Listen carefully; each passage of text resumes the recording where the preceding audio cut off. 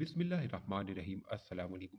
بنی اسرائیل میں ایک عبادت گزار تھا۔ اس نے پہاڑ کی خوہ میں اپنا مسکن بنا رکھا تھا۔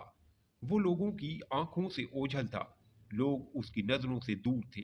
اس کے قریب پانی کا ایک چشمہ تھا جس سے وہ وضو کرتا، اپنی تشنگی دور کرتا، نباتات سے اپنی غذا حاصل کرتا تھا، دن کو روزے سے رہتا اور رات اللہ کی عبادت میں گزارتا۔ اس کا ہر پل اور ہر لمحہ اطاعت اور بندگی کی نظر ہوتا تھا۔ چنانچہ سعادت و کمرانی کے آثار اس کے چہرے سے نمایاں تھے۔ حضرت موسیٰ علیہ السلام کو اس عبادت گزار کی خبر ہوئی تو آپ ایک دن اس کے پاس پہنچے، لیکن اسے نماز اور ذکر اذکار میں مشغول دیکھ کر واپس چلے گئے۔ پھر رات کو اس کے پاس گئے تو اسے عزیز و غفار رب العالمین کے دربار میں سرگوشی اور مناجات میں مگن پایا۔ حضرت موسیٰ علیہ السلام نے اسے سلام کیا اور فرمایا، جناب والا، اپنے آپ پر نرمی کیجیے۔ عبادت گزار نے کہا، اے اللہ کے نبی، مجھے خدشہ ہے مبادا اچانک غفلت میں انتقال کر جاؤں اور اپنے پروردگار کے حضور مجھ سے کوئی کوتاہی ہو جائے۔ حضرت موسیٰ علیہ السلام نے کہا، کیا آپ کی کوئی حاجت ہے؟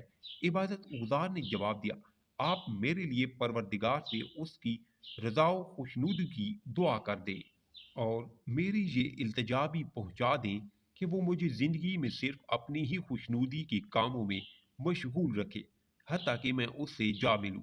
حضرت موسیٰ علیہ السلام دعا و مناجات میں مشغول ہو گئے اور اپنے مولا سے لذت کام میں اس قدر ڈوب گئے کہ عبادت گزار کی باتیں یاد ہی نہ رہیں۔ اللہ تعالیٰ نے موسیٰ علیہ السلام سے پوچھا، آپ سے میرے عبادت گزار بندے نے کیا کہا تھا؟ موسیٰ علیہ السلام نے عرض کیا، میرے پروردگار، تو ہی زیادہ جانتا ہے۔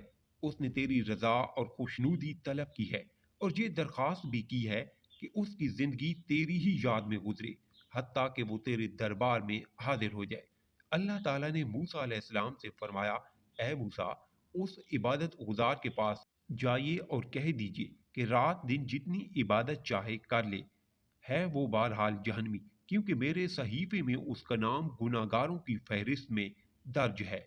موسیٰ علیہ السلام اس عابد کے پاس گئے اور پروردگار کے فیصلے سے اسے آگاہ کیا تو عابد نے کہا، سبحان اللہ، میں اپنے پروردگار کے فیصلے کو خوش آمدید کہتا ہوں۔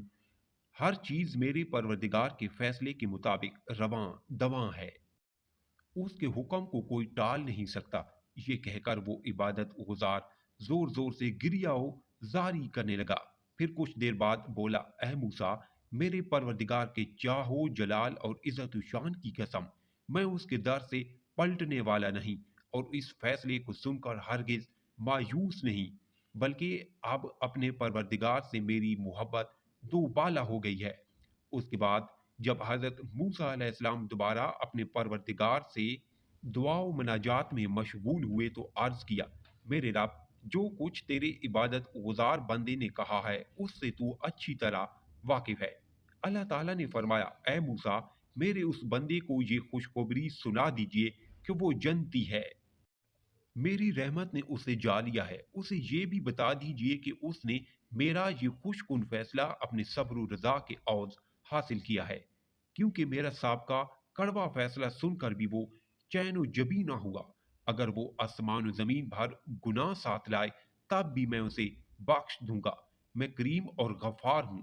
جب موسیٰ علیہ السلام نے یہ خوشخبری اس عبادت گزار کو سنائی تو وہ سجدے میں گر گیا اور پروردگار کی حمد و ثنا کرنے لگا۔ پھر اس طویل سجدے میں ہی اس نے جان افرین کے حوالے کر دی۔ ویڈیو پسند آئی ہے تو لائک ضرور کیجیے، اگر چینل پر نیو ہیں تو سبسکرائب کر دیجیے۔